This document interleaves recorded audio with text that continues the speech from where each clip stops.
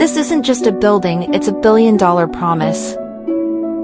When Emperor Shah Jahan lost his beloved wife Mumtaz, he made a deathbed vow.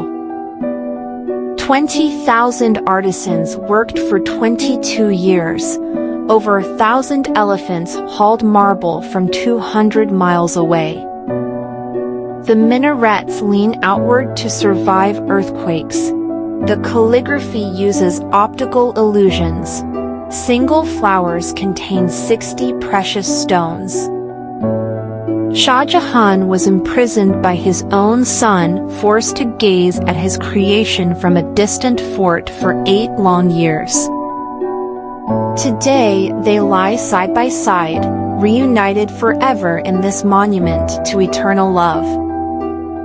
The Taj Mahal, where a broken promise became eternal beauty. Explore more wonders with the overview.